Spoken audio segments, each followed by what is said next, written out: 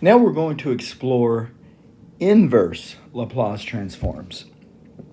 So we're going the other way. So consider this Laplace transform right here. We have Laplace of 1 equals 1 over s. That means that the inverse Laplace of 1 over s is equal to 1. Okay? So we're going backwards. And so it's just what you think of when you think of inverse.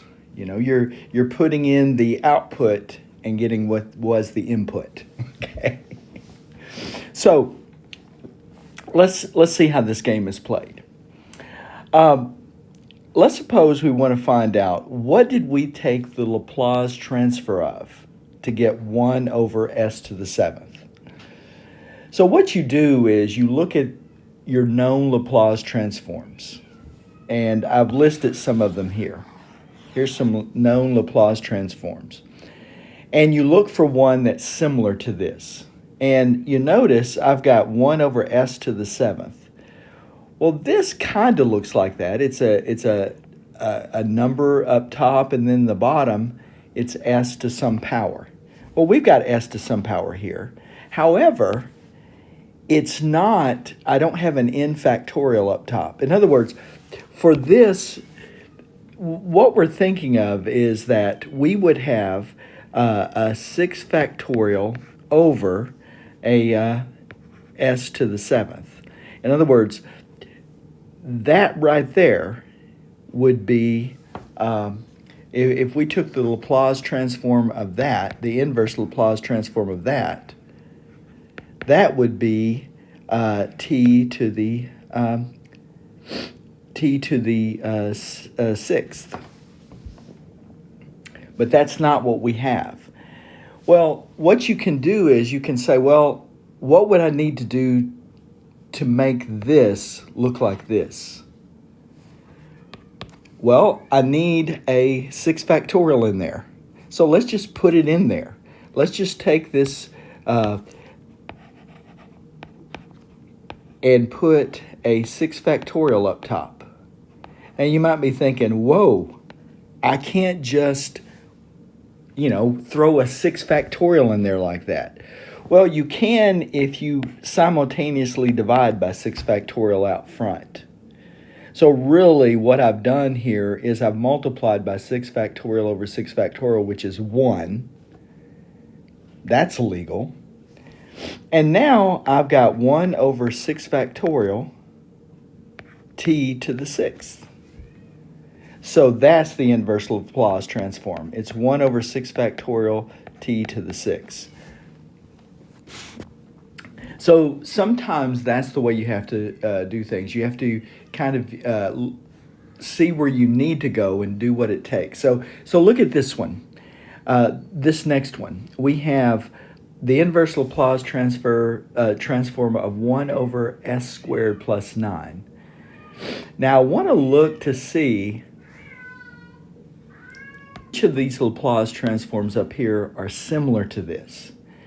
And one of the things I notice is I've got this one right here, where I've got k over s squared plus k squared. Now, that's very similar because, look, we could write this. This is the inverse Laplace transform of 1 over s squared plus 3 squared. Yeah. But the problem is we need a 3 up top. So let me just put a 3 up top. So now I've got a 1/3 out front compensating for multiplying the top by a 3. Yeah, this is what we got. All I did once again was multiply by 1. And now I've got that this is 1/3 of the sine of 3t. Okay. So that's all we had to do there. Now, so each time we have a little bit of work to do. Now let's look at this next one. We've got Laplace transform 4s plus 8 over s squared plus 9. Now, of all my Laplace transforms up here that I'm familiar with, I don't have two terms in the denominator. So here's what I want to do. I want to split this thing up. I want to make this inverse Laplace transform of 4s over s squared, and let's just call this 3 squared, plus the inverse Laplace transform of 8 over s squared plus 3 squared. And I can do this because, remember, we're dealing with integrals. And this is one of the properties of integrals that we can, it's this linear property. So I look at each one of these, and now notice on this first one here, I've got 4s over s squared plus 3 squared. So now I notice that this one's a lot like that, except it's got a 4 out front of the s. So what I can do is I can factor that 4 out. And now I've got s over s squared plus 3 squared. And then I can do the same thing over here. I can factor out the 8. And see, so I factor out the 8. And I get 1 over s squared plus 3 squared. Okay. And I'm right back to this point right here where I need a k up there. I need a 3 up there. So let me just divide by 3. So look, this first one, this is going to be 4 cosine of 3t. And I got that from this one right here. See, I just made it match. Now this other one, I'm going to divide by 3 and simultaneously multiply by 3. And now I've got something that I can work with because this one is the sine 3t. So I've got, this is sine 3t, but in front is the 8/3. So I've got now 4 cosine 3t plus 8/3 sine 3t. There you go. So anyway, I think you get the idea here. Now, let's suppose we've got a Laplace transform like this, okay, or an inverse Laplace transform like this, and we're saying, okay, what did we do a Laplace transform on to get this mess? Well, one of the things we can do is we want to write it so that it matches one of these up here, like this one, you know, one of these kind where we just have a term up top and something on the bottom. So what I want to do is I want to use partial fraction decomposition. So I start my path of partial fraction decomposition. I go through the process. You know, you might want to review how we do partial fraction decompositions. But I get to this where I equate the numerators. Okay, so I build up the denominators and I equate the numerators, and then I just go through here and I say, okay, I'm going to let s be 2. And that gets rid of that term and that term. I put a 2 in over here and I get this. I get 12a, negative 12a equals 60. See? Negative 12a equals 60. Okay? And that gives me a equals negative 5. So a negative 5 is going to go right here. Then I say, okay, let s equal 4. And that gets rid of this term, and then I've got this. I've got 16b equals 96. That gives me b equals 6, so I put a 6 right here. And I do the same thing. I say, well, let s be negative 4, and I solve, and I get c equals 7. And now I turn this mess into this. A over s minus 2, b over s minus 4, and c over s plus 7. So I've got these, and these are individual Laplace transforms. Here, I notice this is a lot like this transform here, s minus a.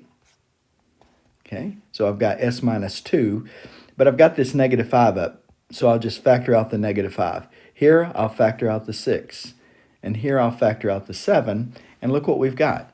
We've got negative 5e to the 2t plus 6e to the 4t, and then 7e to the negative 7t, because dig that s minus a negative 7. So a is negative 7 in that case. So there is our inverse Laplace transform. So partial fraction decomposition. Now, okay, that's one thing that we want to focus on. How do we find inverse Laplace transforms?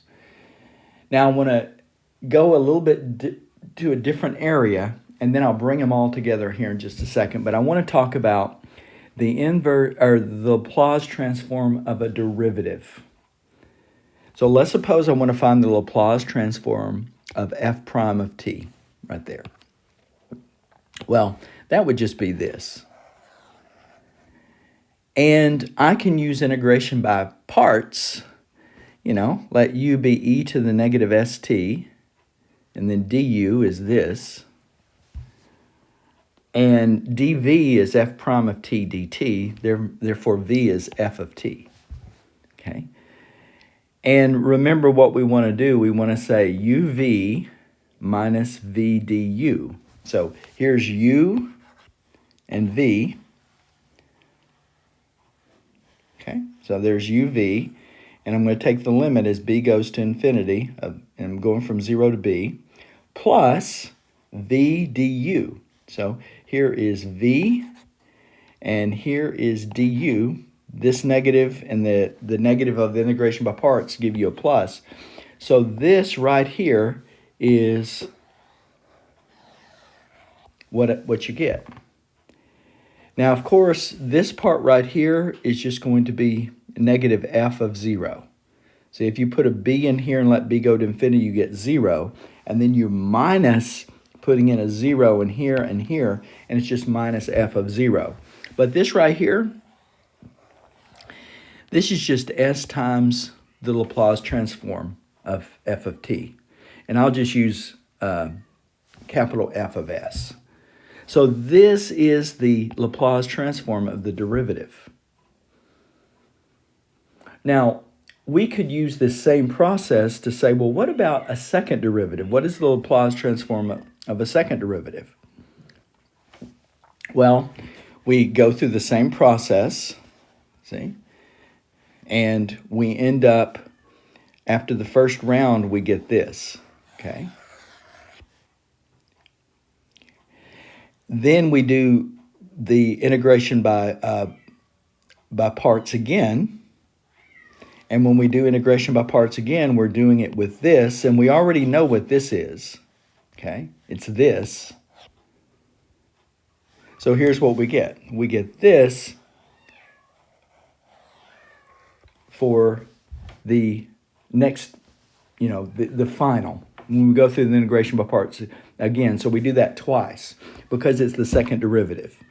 And notice what we get. We get s squared f of s minus, notice the power goes down 1, s to the first f of 0 minus f prime of 0.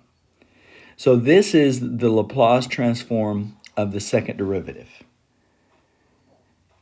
Now, we could continue this, but the pattern is this, that if we want the Laplace transform of the nth derivative, it's going to go like this.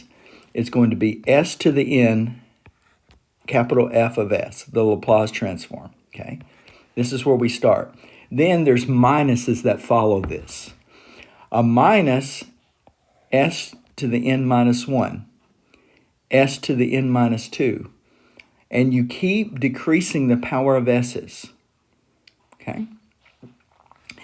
Now, notice you've got the derivative. This is the 0th derivative, the first derivative, and on. So let me show you how this works. Let's suppose we want the Laplace transform of the fourth derivative. Okay, here's what we do. We've got s to the fourth f of s. Okay, minus, let's see here, we've got s to the third, s to the second, s to the first, and s to the 0. Then down here, we have our derivative. So look at this derivative. We've got f to the n minus 1, or actually, this would be third. Okay. And this would be f to the second, or not to the second, but the second derivative. This would be the first derivative. And then this would just be f of 0. And there's minus between these. Okay? So notice the s's go 4, 3, 2, 1, 0. And then you start over here with 3, 2, 1, and the 0th derivative. Okay? So there's how it goes. The s's decrease all the way down, and then the f's decrease from the other end. Okay. Now, finding the Laplace transform of a derivative is going to be what we use to solve a differential equation. So let's consider this differential equation right here. And what we want to do is we want to get the Laplace transform of the second derivative right here, the first derivative, and then just the y. Okay, so let's see how this is going to work. Let's look at the first derivative right here, or the second derivative, okay? This is that, okay? There's the second derivative, okay? And I'm using capital Y of S to be the Laplace transform, okay? Instead of capital F of S. Okay, and then this is like f of 0 right there. Okay. Now, I also want to do the Laplace transform of the y prime, and there that is. There's the y prime. And then the last part, where we've got just 2y, that's just this right here. Okay? So I have Laplace transformed the left-hand side. I've just unleashed the Laplace transform on the left-hand side, and it took each term and individually and Laplaced it. Okay? Now, on the right-hand side, I notice I've got this thing, which, I look back and I can say, that's like this, okay? Where I've got s minus a, okay? So let's see what this is going to be. Let me scroll back down, okay? This is going to be 1 over s plus 4, see? Because it's minus up there, okay? Okay, now let's see what we've got. I know that a y of 0 is 1. And I know that y prime of 0 is 5. So I'm going to do this. I'm going to, every place I have a y of 0, I'm going to put a 1. And every place I have a y prime of 0, I'm going to put a 5. Okay? And then I'm going to bring everything together. Now, what I want to do is I want to solve for capital Y of S. And then I'm going to do that's the Laplace transform of my solution. I'm going to solve for that, and then I'm going to do an inverse Laplace. So look at this. I've got y, capital Y of S, capital Y of S, capital Y of S. I'm going to factor that out, and then I've got s squared there, minus 3s, and plus 2. Okay? And then look what I've got. I've got plus 2 or minus sy of 0. Okay. So now y of 0, remember, is 1. So that's where I get this term right here. Minus y prime of 0, which is 5. That's where I get this right here. Now I've noticed I left something out here. So let me fix this. Let me move this over. It looks like I left off this. I just noticed as I was working through this, plus this 3y of 0.